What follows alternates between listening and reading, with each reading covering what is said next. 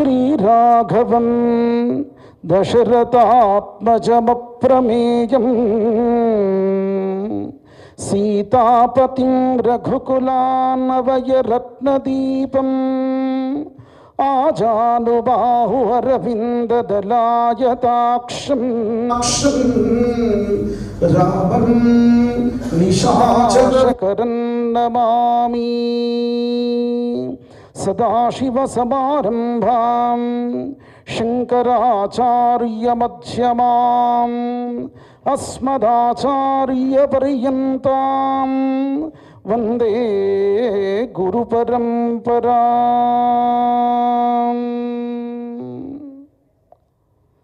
తెలంగాణలో జీవనదులు అనేకము. శైవ శాక్తేయ వైష్ణవ క్షేత్రాలు. పండితులు కవులు ప్రజలే పురాణంగా ఉండేటువంటి ప్రజానాయకులకందరికీ కూడా ఈ యొక్క ఉగాది శుభాకాంక్షలతో మన తెలంగాణ తల్లికి నమస్కారం చేస్తూ, వేయి స్తంభాల గుడి నుంచి చేయి సాచి ఎల్లోరా గుహలందు పల్లవించి శిల్పి ఉలి ముక్కులో వికసించినట్టి నా తెలంగాణ తల్లి కోటి పుణ్యాల తల్లి. ఈ సంవత్సరము విశ్వావసునామ సంవత్సరము. బ్రహ్మదేవుని యొక్క ఆయు ప్రమాణం లెక్కించేటువంటి క్రమంలో కలియుగ దశాబ్దము 4,32,000 సంవత్సరాలు. దానికి 2 రెట్లు ద్వాపర యుగము, 3 రెట్లు త్రేతాయుగము, 4 రెట్లు కృతయుగము. ఇవన్నీ కలిపితే 43,20,000 సంవత్సరాలు. అదే ఒక మనవంతరము. అట్లాంటిది 71 మనవంతరాలు. ఇప్పుడు 14 మనవంతరాల్లో మనది శ్వేతవరాహ కల్పంలో ఇవన్నీ కూడా కలిపితే ఒక కల్పము. ఇదే బ్రహ్మదేవుని యొక్క ఒక పగలు, అట్లాంటిదే రాత్రి. ఇప్పుడు చతుర్ముఖ బ్రహ్మగారు నవబ్రహ్మల్లో 2వ బ్రహ్మగారు, వారికి 51 సంవత్సరాలు 1 నెల 1 రోజున ఈ కలియుగ దశాబ్దంలో 4,32,000 సంవత్సరంలో 39వ అయినటువంటి సంవత్సరము 5,126వ సంవత్సరం. అది 354 రోజులుగా మన ముందుకు వచ్చినటువంటిది విశ్వావసునామ సంవత్సరము. వైశ్వానరుడు అగ్నిహోత్రుడు కర్మదేవత ఈ యొక్క సంవత్సరానికి అధిదేవత. అగ్నిముఖావై దేవాః అని ఈ యొక్క కర్మదేవత ఎవరయ్యా? త్రయస్త్రికోటి దేవతా స్వరూపమైనటువంటి ఆ యొక్క జలాలు కానీ, గోవులు కానీ, అట్లాగే 33 కోట్ల దేవతలకు మనము దర్శించేటువంటిది అగ్నిముఖంగా, అగ్నిహోత్రునిగా మనం దర్శిస్తాం. కర్మభూతుడు ఆయనే కాబట్టి ఈ యొక్క సంవత్సరం సంస్కారపూతంగా, సంస్కృతి పూర్వకంగా మన సంస్కృతిని కాపాడుతూ ఈ సంవత్సరం కొనసాగేటువంటి స్థితులు ఎక్కువ. సంవత్సర ప్రారంభము రవితో ప్రారంభం, ఆదివారంతో రవివారంతో ప్రారంభమైంది కాబట్టి రాజు ఈ సంవత్సరానికి రవి అయ్యాడు. వర్షాధాన్య ప్రమాణాదులు చూడగా 2 భాగముల వర్షములో ఈ సంవత్సరానికి 9 భాగాలు పర్వతమందు, 9 భాగాలు సముద్రమందు, ఒక 2 భాగాలు మాత్రమే భూమి నందు పడినప్పటికీ సవృష్టి అయినటువంటి వర్షపాతం అనేటువంటిది ఖచ్చితంగా ఉంటుంది. తొలకరి జల్లు మృగశిర కర్తరిలోనే ఖచ్చితంగా తొలకరి జల్లులు ఏర్పడడానికి అవకాశము. ఆరుద్ర ప్రవేశంని బట్టి కూడా వర్షధాతువులు ఆధారపడి ఉంటాయి. కాబట్టి ఆ ఆరుద్ర నక్షత్రము పగటి వేళ ఆరుద్ర ప్రవేశం అయ్యింది కాబట్టి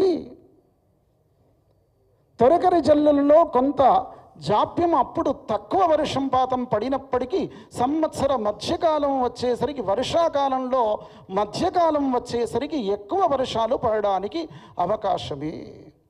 అతివృష్టులు కూడా కొంత ఎక్కువగా ఉండడానికి అవకాశం ఉన్నటువంటి సంవత్సరం. షడ్గ్రహ కూటమి ఏర్పడడం చేత తులారాశి నుండి అది షష్ఠ స్థానంలో ఉండడం చేత కూడా కొన్ని విధమైనటువంటి ప్రకృతి విపరీత్యాలనేటువంటివి ఏర్పడ్డాయి. ఎప్పుడైతే సంవత్సర ప్రారంభంలోనే మనకు విదేశాల్లో బ్యాంకాక్ అట్లాంటి ప్రాంతంలో భూకంపం అనేటువంటిది ఏర్పడింది. భరతఖండానికి ఈశాన్య రాష్ట్రాల్లో ఈ సంవత్సరం ఇట్లాంటి భూకంపాలు ఎక్కువ ఉండడానికి అవకాశము. సంవత్సరాల్లో అనేక విధమైనటువంటి విషయాల్లో ఈ సంవత్సరానికి విశ్వావసు అనేటువంటి విధంగా విష్ణుమూర్తి అధినాయకునిగా ఉన్నటువంటి స్థితి. ఆయన మన అందరినీ కూడా కాపాడేటువంటి దేవత. ఆయన యొక్క అనుగ్రహం చేత ఈ సంవత్సరాల యొక్క అధినాయకుల యొక్క పరిశీలన చేయగా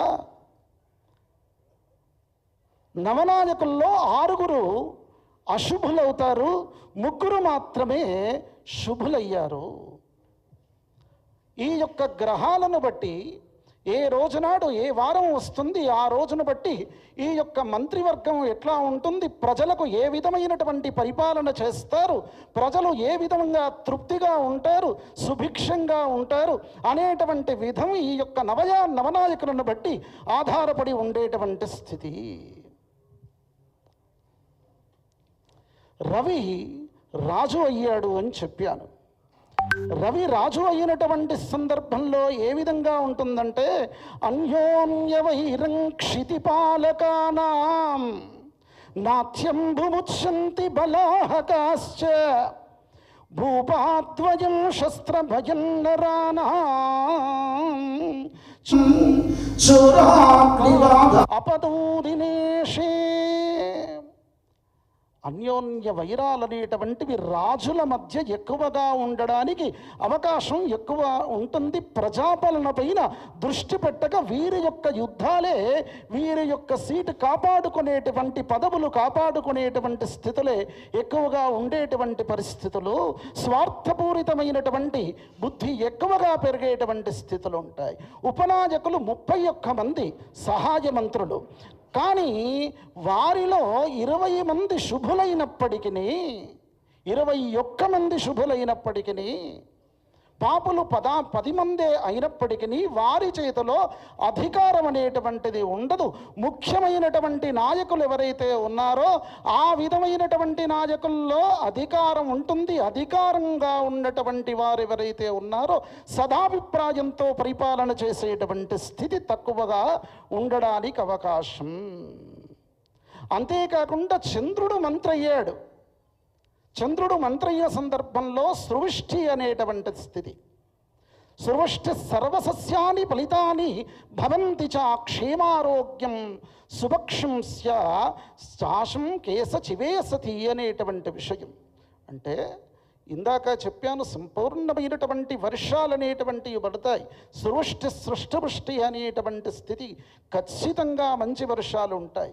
అయినప్పటికీ కొన్ని ఇబ్బందులు ఉండడానికి అవకాశం. పాడి పంటలు చక్కగా ఉండడానికి అవకాశమే. చంద్రుడు అతీతమైనటువంటి కామ్యకారకుడు కాబట్టి ఈయన్నే మంత్రి అయ్యాడు కాబట్టి మంత్రుల్లో అతీతమైన కోరికలు ఎక్కువ ఉండడానికి అవకాశము. వారి యొక్క స్వార్థ బుద్ధి తప్ప మిగతాపరమైనటువంటి స్థితి లేదు. అది ఒక్కటే స్థితి కాదు, సేనాధిపత్యం కూడా రవికే పట్టిందయ్యా. దాన్ని బట్టి కూడా ఈ విధమైనటువంటి ఫలితమే చెప్పేటువంటి స్థితి. అన్యోన్య యుద్ధం ధరణి